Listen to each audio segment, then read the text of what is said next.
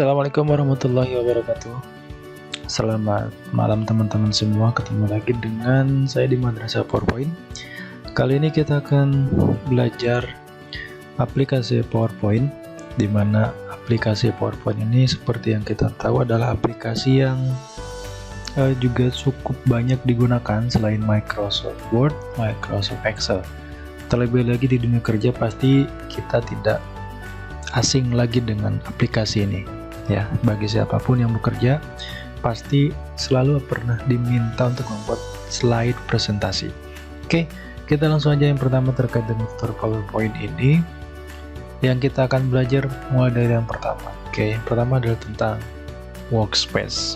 Tentang workspace atau area kerja, teman-teman saya menggunakan aplikasi PowerPoint 2019. Pada tampilan awal, setelah kita membuka PowerPoint, maka kita bisa melihat secara tampilan. Di sini kita bisa melihat ada kanvas ataupun slide, kita bisa menyebutnya. Kemudian di sini ada toolbar ya di bagian atasnya, mulai dari home, insert, design, transition, animation, sensor, review, view, dan seterusnya. Oke, kemudian di setiap bagiannya nanti akan ada banyak ya yang bisa kita gunakan, tapi yang paling penting pertama yang bisa kita harus pahami bahwa ini adalah area kerja kita. Oke, jadi ini adalah area kerja kita di mana kita akan membuat slide presentasi. Di sini bisa kita untuk mengetik, kemudian juga membuat visualisasi. Oke, itu adalah terkait dengan workspace. Toolbar. Nah, yang berikutnya tentang toolbar, teman-teman semua. Toolbar itu adalah ya alat bantu yang posisinya ada di dalam PowerPoint di posisi bagian atas. Di sini ada home, ada insert, ada design, ya ada transition, ada animation dan seterusnya. Nah, lalu apa aja yang bisa kita lakukan dengan toolbar? Di sini kita bisa menambahkan. Selain yang defaultnya atau bawaannya ada di bagian atas, kita juga sebetulnya bisa customize ya quick access toolbar yang kita butuhkan yang barangkali belum ada. Oke, nah kita bisa klik di sini nih ada tanda panah ke bawah, kemudian kita bisa ketik more comments. Nah, di sini jadi kita bisa masukkan untuk akses toolbar di bagian atas ini ada apa saja, dan di sini kita juga bisa masukkan ke dalam bagian toolbar cepatnya gitu ya. Dan di sini juga ada shortcut yang bisa kita gunakan untuk mempercepat memilih akses terhadap perintah yang ingin kita lakukan. Kemudian ada insert, di sini kita untuk membuat tabel, ada insert picture ya, ada menyisipkan, memasukkan, ada gambar atau shapes atau icons atau kemudian apapun itu. Di sini kita insert text juga bisa, video, audio, ini banyak. Kemudian di desain ini juga cukup banyak. Ya, intinya dari sini terkait dengan toolbar kita bisa melakukan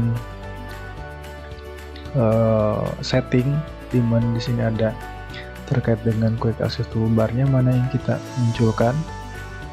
Kemudian secara tampilan juga misalnya kita bisa masukkan di sini mana yang mau kita tunjukkan di sini. Jadi quick accessnya ini misalkan di atas. Dan kita juga di sini bisa menambahkan ada add-ins teman-teman semua. Kemudian untuk beberapa. Oke, selanjutnya lokasi default save dokumen.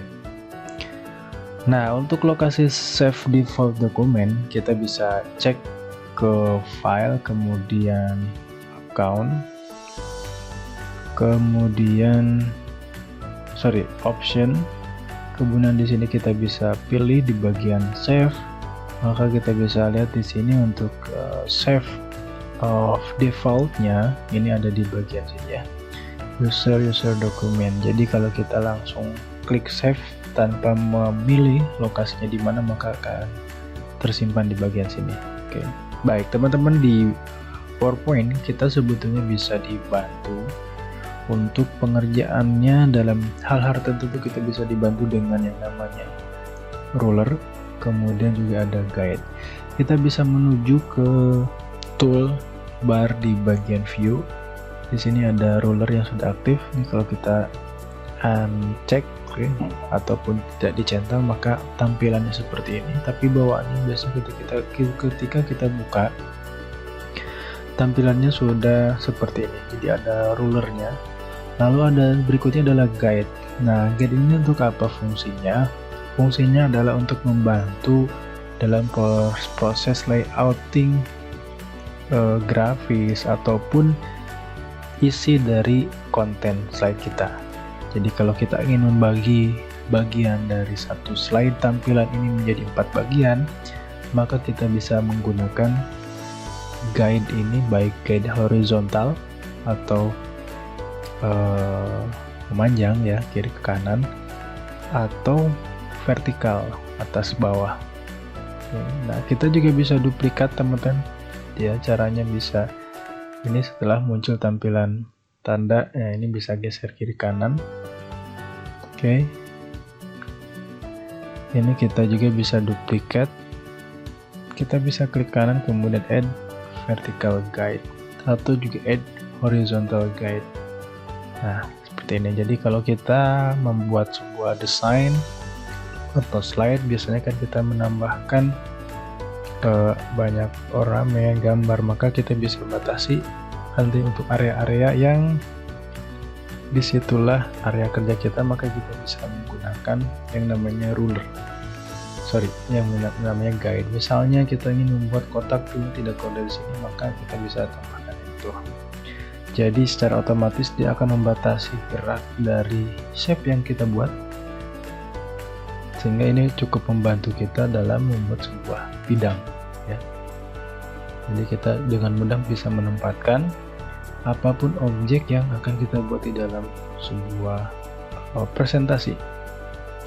Jadi ketika kita geser ke kiri, ketika sudah ada guide sebelah kiri, maka dia akan terhenti di sana. Meskipun kita bisa teruskan ya. Ini salah satu fungsi, salah satu contohnya.